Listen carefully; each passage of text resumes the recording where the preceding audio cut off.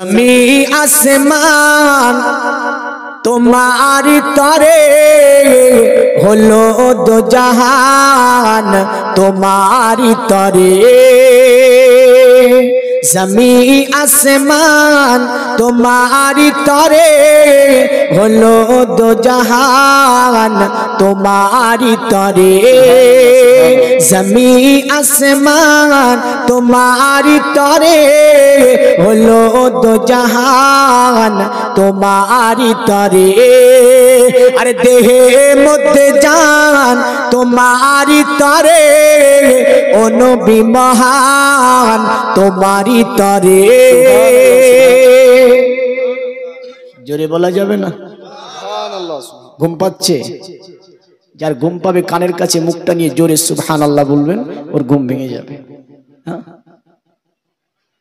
আরে চাইছি দোয়া বইছে হাওয়া সাফা মারুয়া আসা যাওয়া জোরে বলুন সুবহানাল্লাহ সুবহান চাইছি দোয়া বইছে হাওয়া সাফা মারুয়া আসা যাওয়া আরে চাইছি দোয়া বইছে হাওয়া সাফা মারুয়া আসা যাওয়া জান্নাত পাওয়া আরো মেওয়া এসব হাওয়া তোমারি তরে জমি আসমান তোমারি তরে হলো দো জাহান তোমারি তরে আরে দেহে মধ্যে জান তোমারি তরে ও নবী মহান তোমারি তরে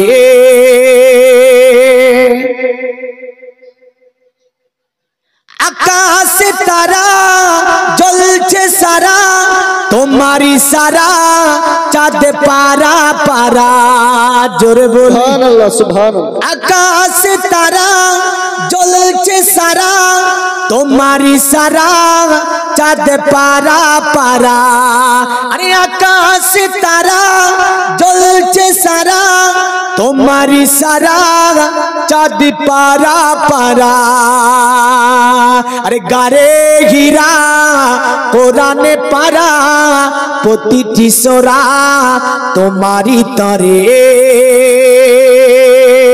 জমি আসমান তোমারি তরে হলো দো জাহান তোমারি তরে দেগে মধ্যে জান তোমারি তরে ও নবী মহান তোমারি তরে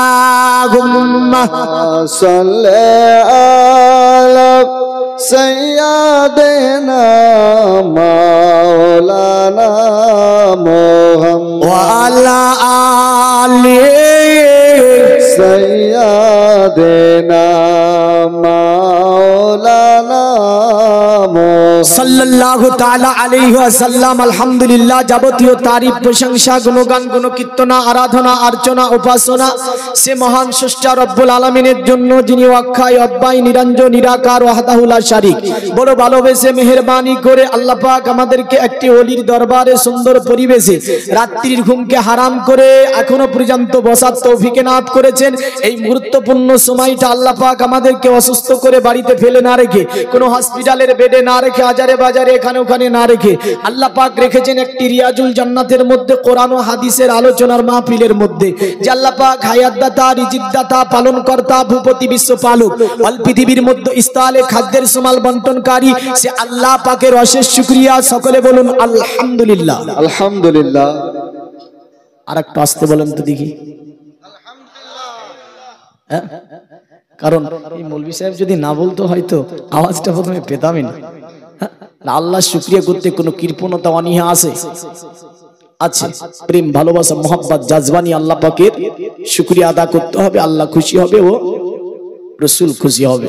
অতঃপর শেষ নবী, দয়ার নবী, মায়ার নবী, হায়াতুন নবী, জিন্দা নবী, নবীদের নবী, যাকে আল্লাহ তৈরি না করলে চন্দ্র সূর্য গ্রহ তারা নক্ষত্র জমিন আসমান মানব দানব আমার আল্লাহ কিছুই সৃষ্টি করতেন না, যিনি হচ্ছেন হাবিবে কিবরিয়া, বেকাসুকে কাস, বেবাসুকে বাস, বেচারাকে চারা, গারিবুকে হামি, আতমাকে ওয়ালি, সাফিউল মাজনবিন রাহমাতাল লিল আলামিন, ও হুজুর তাজদারে মদিনা, রাহাতে কলব সিনা, ফাইজে গঞ্জিনা, জনাবে মুহাম্মাদুর রাসূলুল্লাহ।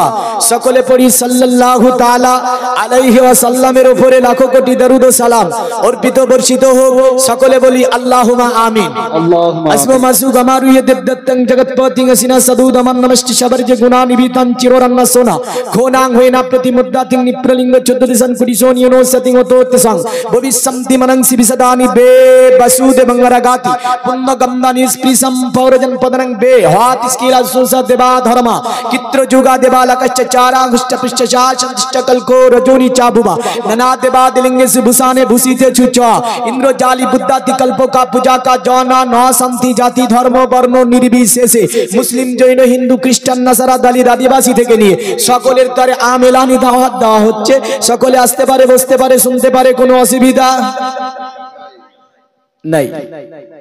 আল্লাহ রাব্বুল আলামিন আমাদেরকে যে বসিয়েছেন ওলির দরবারে, আমরা হচ্ছি যে ধর্মের মানুষ, আমাদের ধর্মটার নাম কি?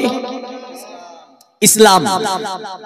আল্লাহ বলেন ইন্নাদ দীনা ইনদাল্লাহিল ইসলাম, সূরা আলে ইমরান। আল্লাহ বলছেন যে দুনিয়ার জমিনে আমি আল্লাহ, আমার কাছে ধর্ম বলতে একটাই ধর্ম, যে ধর্মটার নাম হচ্ছে ইসলাম। জোরে বলেন, ধর্মটার নাম ইসলাম। ইসলাম শব্দের অর্থ হচ্ছে শান্তি, যদিও বেদের মধ্যে আছে যেখানে ধর্ম সেখানে শান্তি, যেখানে শান্তি সেখানে ধর্ম। এতো ইসলামও বলে যেখানে ধর্ম সেখানে শান্তি, সেখানে শান্তি সেখানেই ধর্ম। তাহলে শান্তি ছাড়া ধর্ম নাই, আর ধর্ম হলেই শান্তি হবে। কিন্তু জানি না বড় তিলক কেটে গেরুয়া পোশাক করে কি করে মুসলমানদের মসজিদ গুলো নেই ব্লেন্ডার জ্বালায়। আমার জানার বাইরে এটা। জানি না আমি এ গেরুয়া পোশাক এমন করে আপনার তিলক কেটে বেদ পড়ে বাইবেল পড়ে রামায়ণ মহাভারত পড়েছে কিনা জানি না, কারণ কোথাও কখনো বলা হয়নি যে মানুষের প্রতি অত্যাচার করো, মানবে প্রেম করো, মানবে প্রেমের নামই ধর্ম, মানব প্রেম করো, মানব ভালোবাসো, মানবকে তোমরা সম্মান করো। এ নীতি, এ ভালোবাসা, এ প্রেম, এ মোহাব্বত, এ আখলাক, এ চরিত্র যিনি পৃথিবীর জমিনে কায়েম করে দিয়েছেন তিনি হচ্ছেন মুহাম্মদ রাসূলুল্লাহ সাল্লাল্লাহু আলাইহি ওয়াসাল্লাম। বিশ্বের বিজ্ঞানীরা একদিকে হয়েও আমার নবীজি সাল্লাল্লাহু আলাইহি ওয়াসাল্লামকে নিয়ে গবেষণা করেছেন। আমেরিকা বলেন, মার্কিন যুক্তরাষ্ট্র বলেন, ফ্রান্স বলেন, জাপান বলেন, জার্মান বলেন, সৌরজগতের বিজ্ঞানীদের থেকে নিয়ে এক কথাই পৃথিবীতে সমস্ত রকমের জ্ঞানী গুণী বিজ্ঞানী, জ্যোতিষী, মনোঋষি থেকে নিয়ে সকলে মুহাম্মদ সাল্লাল্লাহু আলাইহি ওয়াসাল্লামকে শ্রদ্ধা জ্ঞাপন করতে বাধ্য হয়েছে। শুধু তাই নয়, বর্তমান আধুনিক বিজ্ঞান আকাশ চম্বিত হয়েছে এই মুসলমানদের কিতাব আল কোরআনের কারণে। জোরে বলেন সুবহানাল্লাহ, সুবহান। হ্যাঁ, এটাই সত্য, এটাই সত্য। আসি তো মুহাম্মদ সাল্লাল্লাহু আলাইহি ওয়াসাল্লাম তিনি কি, তা নিয়ে কিছুটা কথা বলবো। আর যেহেতু ওলির দরবার, ওলিদের শানে ওলিরা কে, এই নিয়ে কিছু আলোকপাত করব। যদি আপনাদের ধৈর্য থাকে, ধৈর্যের বাইরে যাব না। মুহাম্মদ সাল্লাল্লাহু আলাইহি সাল্লাম তিনি হচ্ছেন আব্দুল্লাহ ছেলে, আমিনার নয়নের পুতুল, আব্দুল্লাহ আব্দুল মুতাল্লিবের নাতি, মক্কা নগরীতে জন্ম নিয়েছেন, যিনি যদিও আল্লাহ পাক তিনাকে মানব বেশে দুনিয়াতে পাঠিয়েছেন, কিন্তু আল্লাহ বলেন তিনি হচ্ছে আমার দোস্ত, আমার হাবিব। জোরে বলেন সুবহানাল্লাহ, সুবহানাল্লাহ, সুবহান। মানব বেশে এসেছেন তিনি। এখন তিনি কেন এসেছিলেন, এই যে বিষয়টা, এখন যদি আমরা আমাদের কিতাব থেকে বলি যে তিনি কেন এসেছিলেন, তাহলে দেখতে পাবো অন্ধকারে আচ্ছন্নিত হয়েছিল, মানুষ মানুষকে সম্মান করত না, শিক্ষা বলে মানুষের মধ্যে কিছুই ছিল না, সম্প্রীতি, ভালোবাসা, ভ্রাতৃত্ববোধ থেকে নিয়ে এক কথায় কিছুই মানুষের মধ্যে এই সমস্ত চরিত্র, আখলাক, নীতি ছিল না। অন্ধকারে একটা আচ্ছন্নিত জগৎ, ওই জগৎকে আলো দেওয়ার জন্য পুরা পৃথিবীটাকে আলো করার জন্য আল্লাহ পাক পৃথিবীর মধ্যস্থলে একটা প্রদীপ জ্বালালো। জোরে বলেন সুবহানাল্লাহ। সুবহানাল্লাহ। প্রদীপটাকে মুহাম্মদ সাল্লাল্লাহু আলাইহি ওয়াসাল্লাম। এই কারণে রাজা ভোজরাজ যখন তিনি কাশ্মীরকে জয় করলেন, কাশ্মীরকে জয় করে তিনি তিনার ভক্তবিন্দুদেরকে নিয়ে একটা জায়গায় তিনি আলোচনা করেছিলেন। আলোচনা করতে করতে তিনি বলেছিলেন, শোনো, দুনিয়ার জমিনে আমি অতএব কাশ্মীরকে জয় করলাম, এমন করে দুনিয়ার জমিনে বিভিন্ন জায়গাকে আমি জয় করেছি, তবে তোমাদের একটা ভবিষ্যৎবাণী আমি দিয়ে যাচ্ছি, অতএব শুনে নাও। এতসলিলন্তরে মিলুচ্চাচার জিন সম্ভাবিত মহাদিদিকাত সিক্কো সাকা সম্ভাবিত নিপ্রসেচা মহাদেবং মরিস্তাল নিবাসী নমো গঙ্গ জনিশ্চ সংস্নপ্য পঞ্চগব্য সম্ভবিতে নমস্তে বিরিজানা তুম মরিস্তাল নিবাসিনে। তিনি বলেছিল, দুনিয়ার জমিনে এমন একজন মানব দুনিয়াতে জন্মগ্রহণ করবে, যিনি মানবকে প্রেম শিখাবে, ভালোবাসা শিখাবে, নীতি শিখাবে, সম্প্রীতি শিখাবে, ভ্রাতৃত্ববোধ শিখাবে। পৃথিবীর জমিনে মানবকে যিনি মানব হিসাবে প্রতিষ্ঠিত করবে, মানব যে সমাজবদ্ধ জীব, এই শিক্ষাটা পৃথিবীর জমিনে তিনি দান করবে যিনি, তিনি আর অন্য কেউ নয়, তিনি হচ্ছে আব্দুল্লাহর ছেলে, নাম হচ্ছে মুহাম্মাদুর রাসূলুল্লাহ সাল্লাল্লাহু আলাইহি ওয়াসাল্লাম। অতএব তাই বলেছিল, শোনো, ওই নবীকে তোমরা মেনে নেবে, যদি মুহাম্মদকে তোমরা পেয়ে যাও মেনে নেবে, মুহাম্মদকে যদি তোমরা পেয়ে যাও তাকে তোমরা মেনে নেবে, তোমাদের দুটি জগৎ কল্যাণ হবে। দুনিয়ার মুমিন মুসলমান, আমি অন্য কিতাব থেকে যদি বলি, নেপাল শহরে একজন রাজা ছিল, এই রাজার নাম ছিল শুদ্ধোধন, আপনার তার স্ত্রীর নাম ছিল মায়াদেবী। আপনার দুনিয়ার জমিনে মায়াদেবী যখন বাবার বাড়ি আপনার ঘুরতে যায়, বাবার বাড়ি যেতে ছিল, আগেকার জামানাতে আপনার শ্বশুরাল থেকে যখন আপনার মেয়েরা যেত, যদি মালদার হতো টাপাই করে নিয়ে যাওয়া হতো, আর যদি তার চেয়েও বড় মালদার হতো পালকিতে করে নিয়ে যাওয়া হতো, আর যদি তার চেয়েও বড় মালদার হতো হাতির পিঠে চড়ে আপনার নিয়ে যাওয়া হতো। বাচ্চা শুদ্ধোধনের আপনার স্ত্রী যাচ্ছে পালকিতে চড়ে, রাস্তার মধ্যে হঠাৎ করে বাচ্চা প্রসবের যন্ত্রণা, পালকিকে থামিয়ে দেওয়া হলো। একটা গাছের নিচে একটা বাচ্চার জন্ম দিয়েছিল, ওই বাচ্চাটার অন্য কেউ ছিল না গো, ও ছিল আপনার বুদ্ধ ধর্মের প্রতিষ্ঠাতা, যার নাম ছিল গৌতম বুদ্ধ। তিনি বলেছিলেন যে তোমরা আজ থেকে মোটামুটি খ্রিস্টাব্দে পূর্বের আগেকার কথা, 4000 বছরও আগেকার কথা। মুহাম্মদ সাল্লাল্লাহু আলাইহি ওয়াসাল্লামের আসা কতদিন হলো? 1500 বছর। আর খ্রিস্টাব্দ পূর্বে গৌতম জন্ম নিয়েছিল। তিনি বলেছিল, শোনো, দুনিয়াতে একজন মানুষ আসবে, এই মানুষটার নাম হবে 4 অক্ষরের, এই ব্যক্তিটাকে তোমরা মেনে নেবে, মানে যেনার নাম হবে মোহাম্মদ, ওই মোহাম্মদকে যদি তোমরা মেনে নিতে পারো তোমাদের জীবন ধন্য হবে, তোমাদের জীবনে কল্যাণ আসবে, তোমাদের দুটি জগৎ কল্যাণ হবে।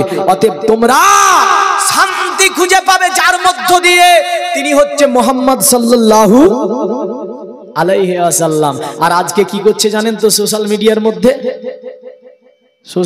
মধ্যে কোরআনকে নিচ্ছে,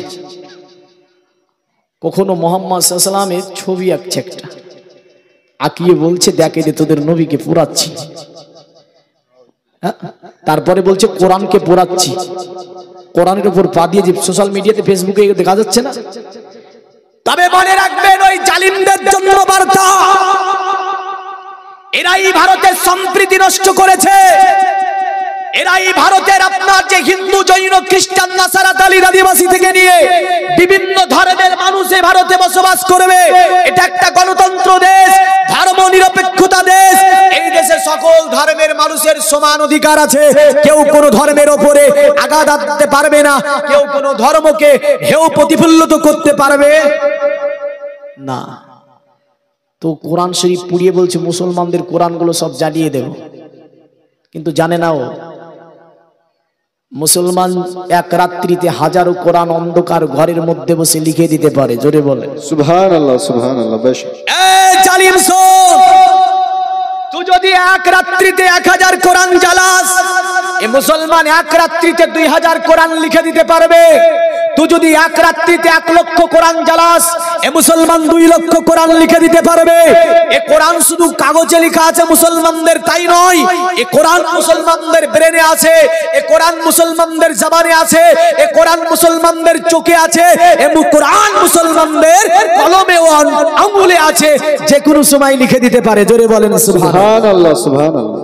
তুই কি একবার ভেবেছিস তোর ধর্মের যে কিতাবগুলো, ওই কিতাবের সঙ্গে আমার যদি ধর্মের মানুষ যদি এমন রূপ ব্যবহার করে, তোর কতটা ব্যথা লাগবে? দ্বিতীয় লিখতে পারবি তো? বেদ লিখার মানুষ নাই, রামায়ণ লিখার মানুষ নাই, গীতা লিখার মানুষ নাই, জামদেবাস্তা লিখার মানুষ নাই, ত্রিপিটক লিখার মানুষ নাই, সাহেব লিখার মানুষ নাই, মহাভারত লিখার মানুষ নাই। বুঝা গেল পৃথিবীতে এর কোন হাফিজি নাই। আর বর্তমান 800+ কোটি মানুষ দুনিয়ার জমিনে 30 থেকে 32% মুসলিম, 2 থেকে 3% হাফিজ আছে। জোরে বলেন সুবহানাল্লাহ সুবহানাল্লাহ। বেশক 2 থেকে 3% হাফিজ আছে, তো জানে না। আমার একটা মুসলমান ছেলে সোশ্যাল মিডিয়াতে ঢুকে কমেন্ট করে দিয়েছে, তো ঘুরে আবার ওই কমেন্টের উপরে মামলা হচ্ছে। ওই যে সম্প্রীতি নষ্ট করলো, যে চরিত্র থেকে যে আবর্জনা সমাজে দিয়ে, ওটার উপরে মামলা হলো না, মামলা হলো কমেন্টের জন্য। কমেন্ট করেছে, বাজে কমেন্ট ভাইরাল করেছে কমেন্ট, বহু এরকম কেস।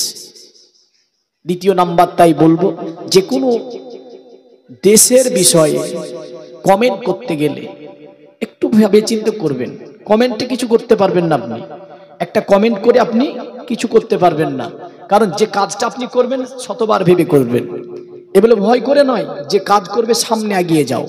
এমন কাজ করিও না যাতে কোনো কাজ হবে না অথচ তুমি ফেসে যাবে, এমন কাজ করা যাবে না। ঘৃণা করতে হবে তাকে সর্বময় অন্তর থেকে। আসিবাব এই ভারতবর্ষ, আমি যখন ছিলাম রাজস্থানে, বুঝলেন, জামে আশফাক, যেটা জাজুলাই শরীফ, বাসনি স্টেশন, বাসনি নগর স্টেশন, নগর স্টেশন থেকে নিয়ে মোটামুটি আধা ঘন্টা মরুভূমিতে হেঁটে গিয়ে একটা মাদ্রাসা আছে, বড় মাদ্রাসা, জামে আশফাক। এই জামে আশফাকে যখন গেলাম আমি, তো জামে আশফাকে গিয়ে আমাকে বলছে, बंगाली बंगाल कहां से आया था? तो मैंने बोला कि मुर्शिदाबाद। तो लिख रहा है कि मुर्शिदाबाद। तो बोले मुर्शिदाबाद यानी मुर्शिदाबाद, वहां मुर्शिद का आबाद होता है क्या? মানে মুর্শিদ আবাদ, তো ও মানে করছে এইভাবে, ওখানে কি এই মুর্শিদ খুব তৈরি হয়, মানে আল্লাহওয়ালা কি খুব রয়েছে? হ্যাঁ, আমার এই ভারতবর্ষে বড় বড় আল্লাহর ওলির আবির্ভাব ঘটেছে। জোরে বলেন সুবহানাল্লাহ সুবহানাল্লাহ। বড় বড় আল্লাহওয়ালাদের আবির্ভাব ঘটেছে। আল্লাহওয়ালা কাদের বলা হয়? আল্লাহ নবী সাল্লাল্লাহু আলাইহি ওয়াসাল্লামের সম্পর্কে আপনার সম্মুখে বসে আছে আব্বাস রাদিয়াল্লাহু তাআলা আনহু। আমার নবীজিকে আপনার বলছে, ইয়া রাসূলুল্লাহ, আপনি যদি আমাকে বলেন একটা প্রশ্ন আপনাকে করব। আল্লাহ নবী বলে, সাহাবী বলো, এমন কি প্রশ্ন তুমি আমাকে করতে চাও? নবীজিকে সাহাবী বলছে, ওগো নবীজি, আপনাকে যেটা জিজ্ঞাসা করব আমি, আলা ইন্না আউলিয়া আল্লাহি লা খাউফুন আলাইহিম ওয়ালা হুম ইয়াহজানুন। এই যে আউলিয়া শব্দটা আয়াতের মধ্যে, ওগো নবীজি, আউলিয়া কারা? আউলিয়া সম্পর্কে একটু আপনি আমাদেরকে জানিয়ে দিন, আউলিয়া সম্পর্কে আমাদেরকে বলে দিন। আমার নবী বলে, এ আব্বাস শোনো, পৃথিবীর জমিনে আউলিয়া তারা, আল্লাহওয়ালা হচ্ছে তারা যাদের চেহারা দেখলে আল্লাহর কথা স্মরণ হয়ে যায়। জোরে বলেন সুবহানাল্লাহ। আমার নবীজি বলে, শোনো সাহাবী, অতএব আল্লাহর ওলি তারা যাদের উঠা বসা চলাফেরা খাওয়া দাওয়া সমস্ত আমার আল্লাহ পাকের তরফ থেকে হতে থাকে। জোরে বলেন সুবহানাল্লাহ। এই দুনিয়ার মুমিন মুসলমান পৃথিবীর জমিন থেকে যেমন করে গবেষণা করলো সৌরজগৎকে নিয়ে, বিশ্ববিখ্যাত একজন বিজ্ঞানী, যার নাম ছিল আপনার কি, যার নাম ছিল নীল আর্মস্ট্রং, মার্কিন যুক্তরাষ্ট্রের বিজ্ঞানী ছিল। গবেষণা করে চাঁদের মাটিতে তিনি যেতে সক্ষম হলেন, চাঁদকে তিনি ভ্রমণ করলেন, চাঁদকে তিনি দেখে আসলেন সর্বপ্রথম পৃথিবী থেকে গিয়ে। সালটা ছিল 1989 খ্রিস্টাব্দে। আপনার তিনি চাঁদের মাটিতে 10টা বেজে 56 মিনিটে তিনি পা রেখেছিলেন। এমন করে দুনিয়া দুনিয়ার জমিনে আল কোরআনের সংস্পর্শে এসে কোরআন বলে ইয়া মাসারাল জিন্নি ওয়াল ইনসি ইত্তাদাতুম আন তানফুজু মিন আকতারিস সামাওয়াতি ওয়াল আরদ ফানফুজু লা তানফুজুনা ইল্লা বিসুলতান। নিউলাজ দা ভিঞ্চি বিখ্যাত বিজ্ঞানী তিনি বললে এ মানুষেরা শুনে রেখে দাও, তিনি গবেষণা করে বলল দুনিয়ার জমিনে তোমাদেরকে বাসে এমন করে গাড়িতে এমন করে ট্রেনে আজ যাতায়াত করতে হবে না। বলে কেন? বলে পাখির মতো উড়ে উড়ে আরব যেতে পারবে, আমেরিকা পারবে, জাপান জার্মান থেকে নিয়ে পৃথিবীর যতগুলো দেশ আছে সব দেশে তোমরা উড়ে উড়ে চলে যেতে পারবে। বলে কোথায় পেলে তত্ত্ব? বলে মুসলমানদের আল কোরআন বলে জমিনে ঘুরো, আসমানের উপরে তোমরা ভ্রমণ করো। তার মানে মানুষ একদিন আসমান দিয়ে উড়ে উড়ে যেতে পারবে। জোরে বলেন সুবহানাল্লাহ। গবেষণা করে আর প্লেন তৈরি করে দিল। এমন করে পৃথিবীর জমিনে যখন যেটাকে নিয়ে গবেষণা করেছে সেটা পেয়ে গেছে। দেখতে পান না এই যে আপনার মাইক গুলো, আগের জামানাতে জালসা হয়েছে ছোট্ট একটা মাইক লাগিয়ে দিয়ে, এত লাইটিং গুলো ছিল না, ছোট্ট একটা মোমবাতি জ্বালিয়ে দেওয়া হতো, তারপরে জালসার কাজ কমপ্লিট করা হতো। এমন করে আমরা দেখতে পাই আগের জামানার মানুষ পায়ে হেঁটে বহরমপুর বিভিন্ন জায়গাতে যাতায়াত করেছে, এখনকার মানুষ আর পারবে না। এগুলো কি থেকে হয়েছে? গবেষণা করে হয়েছে। এমন করে আপনার আমাদেরকার মানুষে আগুন জ্বালাতো, পাথরের সঙ্গে পাথরের ঘর সংদিত, দেওয়ার পরে আপনার অগ্নি জ্বালাতো, সোলার সঙ্গে সোলাই ঘর সংদিত, দেওয়ার পরে আপনার অগ্নি জ্বালাতো। মানুষ আগুনকে নিয়ে গবেষণা করলো, আগুনকে নিজের পকেটের মধ্যে নিয়ে নিল। বুঝলেন?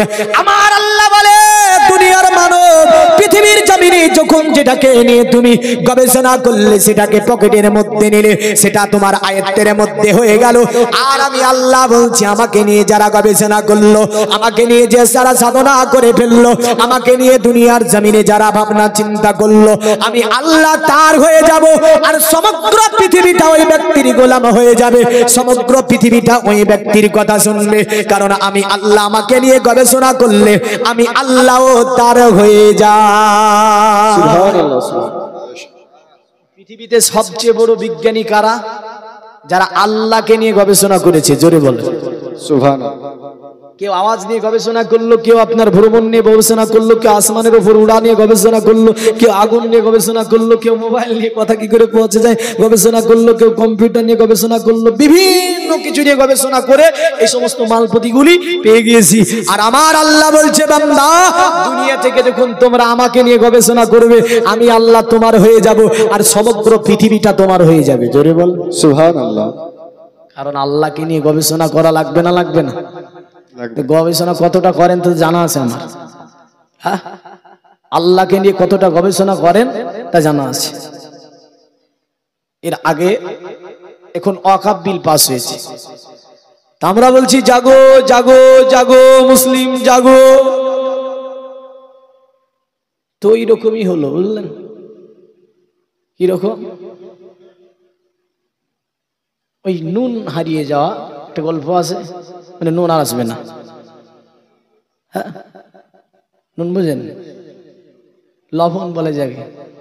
हाँ, वो यूपी जाकर कह रहा है कि लवण दीजिए, लवण दीजिए, तो पोया कह रहा है कि बंगाली लवण लवण किया, अरे लवण दीजिए ना, तो बोले लवण किया, तो पूरा दुकाने लवण खुजे भाई ना, तो बोले ये देखा रहा है ना कि, तो बोले ये बंगाली नमक का ना ये नाम लवण क्या है, हाँ? तो जाइए शब्द के सब भाषा बुझे ना, है ना।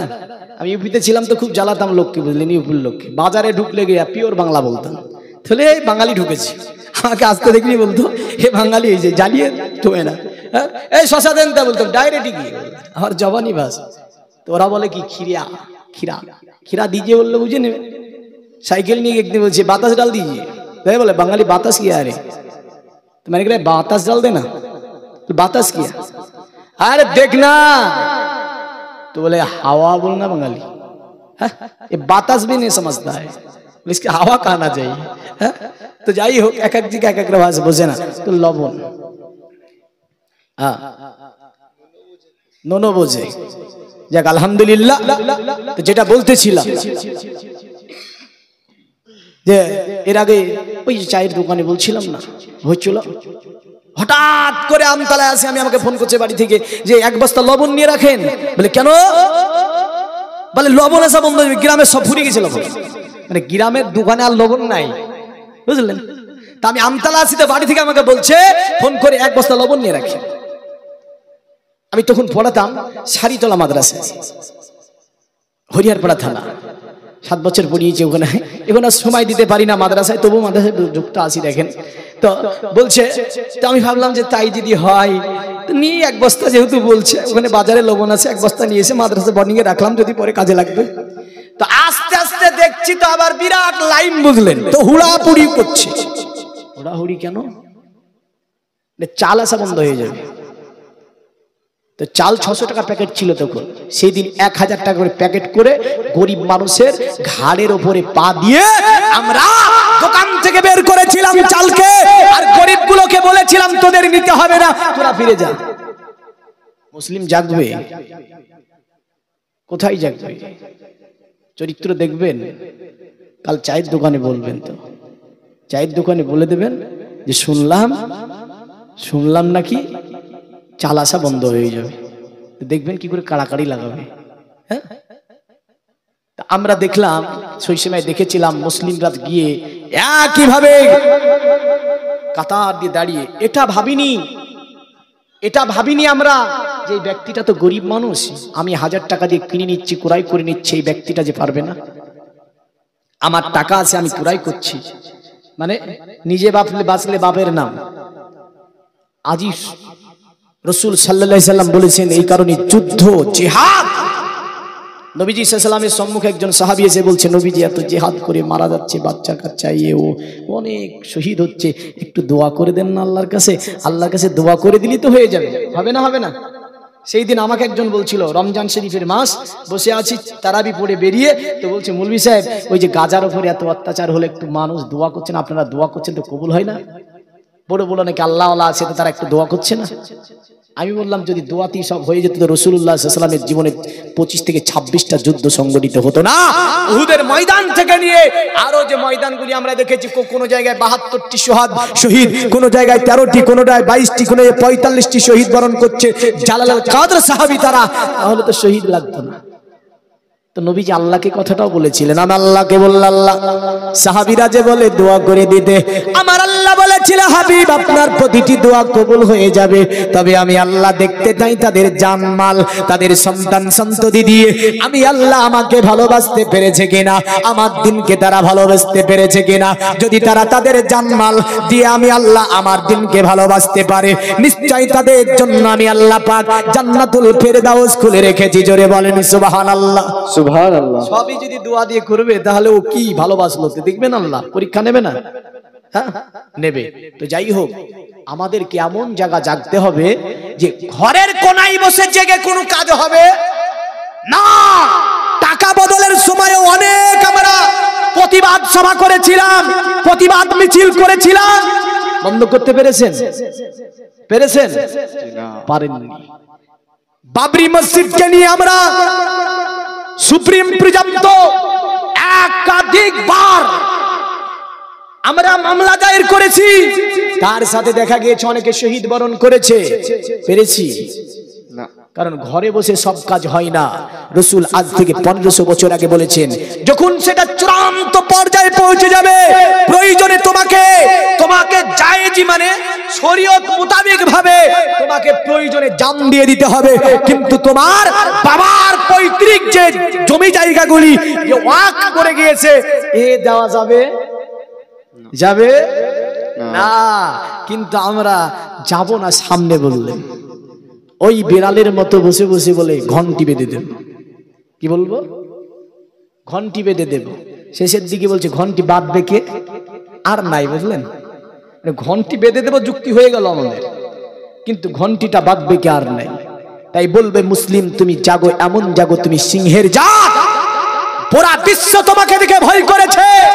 এই ভারতবর্ষের সরজমিনে ঘড়ি থেকে নিয়ে, তারিক বিন জিয়াদ থেকে নিয়ে, কাসিম থেকে নিয়ে রাজত্বকাল তুমি একটু পড়ে দেখো, দেখতে পাবে মোটামুটি 1000 বছরের কাছাকাছি মুসলিম রাজত্ব করে গেল। এই তো দীর্ঘ 97 বছর আগেকার ইতিহাস খুলো, দেখতে পাবে মুসলিম তুমি কি ছিলে আর হলে কি। এই ইতিহাস যতক্ষণ আমার মুসলিম যুবক না জানবে, না পড়বে, না দেখবে, না জানতে পারবে, ততক্ষণ পর্যন্ত আমরা দেশের যে আমাদের দেশে যে আমাদের সম্পত্তিগুলো আছে, দেশ যে আমাদের কত জায়গাতে দেশকে আমরা আগলিয়ে রেখেছি, এ তো বুঝতে পারবে না। হ্যাঁ, 1000-এর বেশি এই মুসলিম রাজত্ব করেছে দেশে, জোরে বলেন সুবহানাল্লাহ। যদিও মোগল 750 বছর রাজত্ব করেছে এ দেশের উপরে।